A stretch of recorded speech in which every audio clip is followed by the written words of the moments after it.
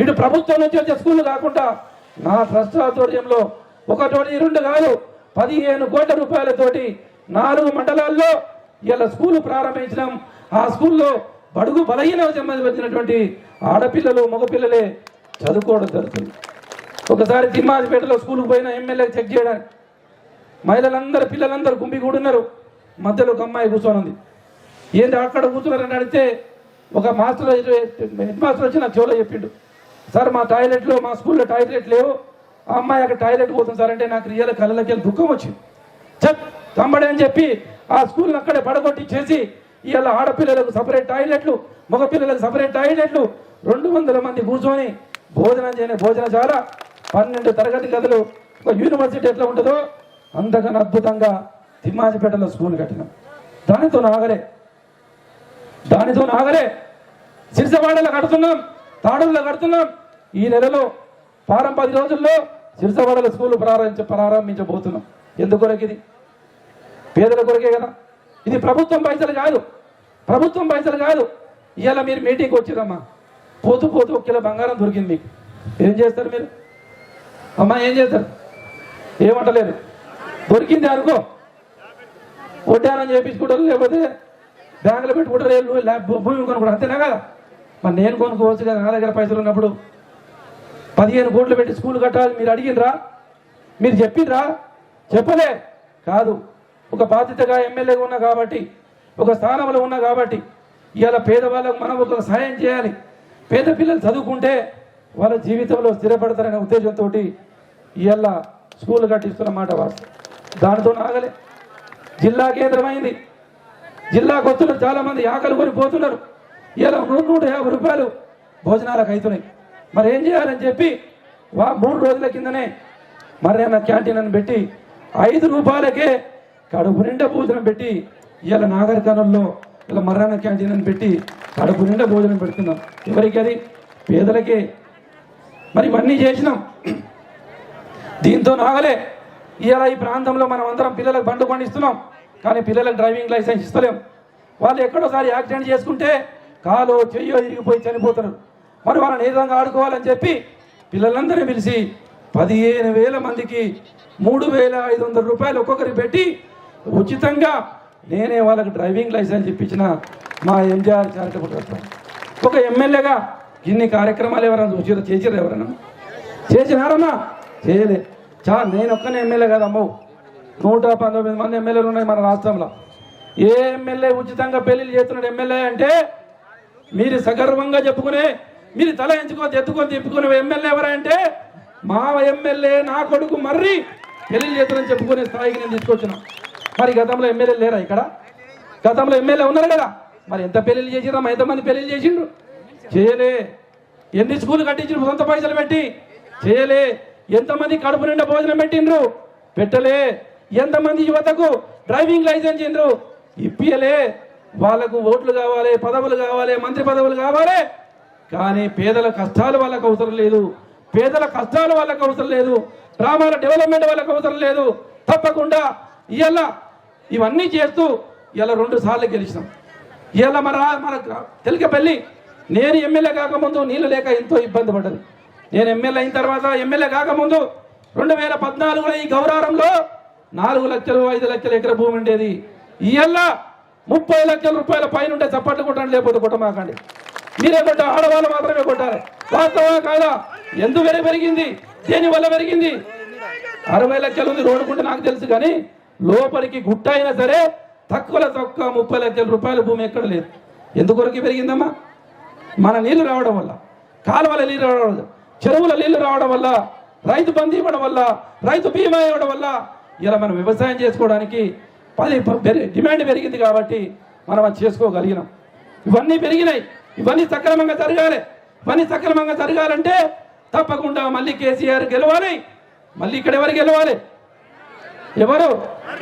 మర్యాద గెలవాలి, మీ కొడుకు గెలవాలి. కానీ కొంతమంది ఇద్దరు ముగ్గురు నలుగురు వస్తున్నారు. వాళ్ళకు బలం లేదు. నేను నీ కొడుకును ఒక్కనే వస్తున్నా, మీ దగ్గరకు వచ్చి దండం పెడుతున్నా. నీ కొడుకును గెలిపించుకుంటారా? సాక్కుంటారా? వదులుకుంటారా? మీరే ఆలోచన చేయండి. పెళ్లిళ్ళు చేసి ఆడబిడ్డల పెళ్లి చేసినందుకు ఓడగొడతారా నన్ను? 5 రూపాయల భోజనం పెట్టి కడుపు నిండా పేదలకు భోజనం పెట్టినందుకు ఎందుకు ఓడగొడతారా? ఎందుకు ఓడగొడతారు వాళ్ళు? వాళ్ళు నలుగురు ఏకమైనరు. ఇలా నలుగురు ఏకమైనరు. నేను ఒకటే చెప్పిన, మీరు నలుగురు కాదు 10 మంది ఏకమైపోండి. నేను మాత్రం ఒక్కనే పోతా. మా అమ్మల దగ్గర పోతా, మా తల్లుల దగ్గర పోతా, మా అక్కల దగ్గర పోతా, మా చెల్లెల దగ్గర పోతా. వాళ్ళకే తడుపు దండం పెడతా. వాళ్ళ కొడుకును, మీ కొడుకును, మిమ్మల్ని మీ కొడుకుని ఎవరైనా కాదంటారా? మీ కొడుకును మీరు ఓడగొట్టుకుంటారా? మీ తమ్ముని మీరు ఓడగొట్టుకుంటారా? మీ తమ్ముని మీరు ఓడగొట్టుకుంటారా? ఒకసారి ఆలోచించండి. ఎవరు కావాలి? ఇంటోడు కావాలి. ఎట్టి పనికైనా మట్టి పనికైనా ఎవరు కావాలి? ఇంటోడు కావాలి. ఎవడు ఇంటోడు? నేను. ఈ గౌరవానికి, ఈ నాగర్ కర్నూలుకి ఒక సేవకుని, ఒక పాలేరుని నేను. ఇన్ని సంవత్సరాలుగా చేసిన రేపు గెలిస్తే ఇది చేస్తా. మెడికల్ కాలేజీ తెచ్చిన 400 కోట్ల రూపాయలతోటి, 330 పడకలతోటి, 1000 మంది డాక్టర్లతోటి, 30 ఎకరాల్లో క్యాన్సర్ వచ్చినా, గుండె జబ్బు వచ్చినా, యాక్సిడెంట్ అయినా ₹1 ఖర్చు లేకుండా మీరు ఉచితంగా పోయి హైదరాబాద్ నాగర్ కర్నూలులో ట్రీట్మెంట్ చేయించుకోవడానికి వైద్యాన్ని చేయాలి. పేదలకు నాణ్యమైన వైద్యం అందించాలని మెడికల్ కాలేజీ తీసుకొచ్చి మీకు నాణ్యమైన వైద్యం అందిస్తున్నాం. మొన్ననే ముఖ్యమంత్రి గారు వచ్చి ప్రారంభం చేసిండు. దసరా తర్వాత తప్పకుండా దాన్ని ప్రారంభించుకోబోతున్నాం. మీ అందరికీ నాణ్యమైన వైద్యాన్ని అందించబోతున్నాం. అట్లా ఎన్నో కార్యక్రమాలు చేసినాం. చెక్ డ్యాములు కట్టినాం.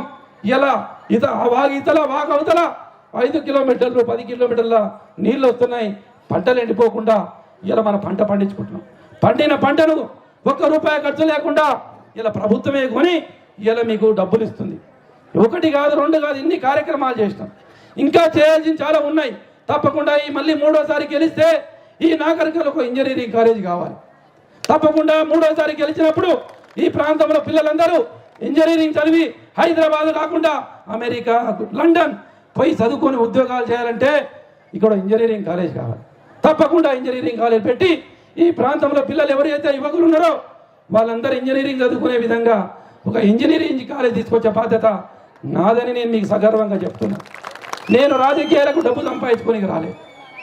సంపాదించుకొని రాజకీయాలకు రాలే. మీకు సేవ చేయడానికి రాజకీయాలకు వచ్చిన.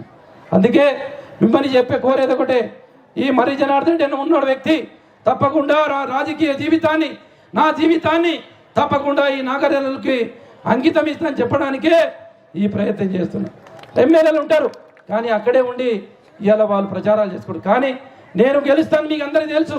అయినా సరే మళ్ళీ మీ దగ్గరకు వచ్చి మీతో మాట్లాడి మీ కష్టాలేంటి, సుఖాలేంటి, ఇవి చేసినాం, రేపు ఏం చేయబోతున్నాం అని చెప్పడానికే ఈ నా పాదయాత్ర. అందరూ అంటారు ఈ టైంలో పాదయాత్ర ఏంది, కానీ ప్రజల దగ్గర పోయి వాళ్ళ దగ్గర కలిస్తేనే ప్రజల్లో మనకు మమేకమవుతుంది, బంధం ఏర్పడుతున్న ఉద్దేశంతో ఈ సాహసోపేత నిర్ణయం తీసుకున్నాం. మా ఆవిడ ఒప్పుకోలే, ఇది నాకు నచ్చట్లేదు, నాకు ఎండలు ఎక్కువ ఉన్నాయి, నువ్వు పాదయాత్ర చేయొద్దన్నది. లేదు నీకన్నా నాకు వీళ్ళే ముఖ్యం, నా నాగరికలు ముఖ్యం, వాళ్ళు ముఖ్యం అని చెప్పి నేను నా భార్య కాదు ముఖ్యం, నా భార్య అందరం కలిసి మీ అందరికీ సేవ చేయడానికి రాజకీయాలు వస్తాం. తప్పకుండా ఏది ఇబ్బంది వచ్చినా, ఏ ఆపద వచ్చినా తప్పకుండా మిమ్మల్ని కాపాడడానికి ముందుంటని చెప్పడానికి ప్రయత్నం చేస్తూ మా గోరెడ్డింకన్ ఉన్నాడు. ఆయన బిడ్డ దగ్గర పోయిండు. ఆయన ఒక పొద్దున్నే అమెరికాలో మాట్లాడినా, ఆయన 2-3 రోజులు వస్తానే తెలకపల్లి పాదయాత్రలో మొత్తం ఏదో పాల్గొంటానని చెప్పి మా గోరెడ్డింకన్ ఒక మాట ఇచ్చిండు. తప్పకుండా ఇవాళ గోరెడ్డింకన్ను మన ప్రభుత్వం కేసీఆర్ గారు ఇలా ఎమ్మెల్సీ చేసి ఇలా అధిక నిధులు ఆయన తన గ్రామం మీద ఉన్నటువంటి ప్రేమతోటి కోట్ల రూపాయలు ఈ కాగురారం గ్రామానికి అనేక నిధులు ఇచ్చినటువంటి గొప్ప వ్యక్తి. ఈ ప్రాంతానికి తెలంగాణ ఔన్నత్యాన్ని చాచినటువంటి గొప్ప వ్యక్తి మా గోరెడ్డి వెంకన్న గారు.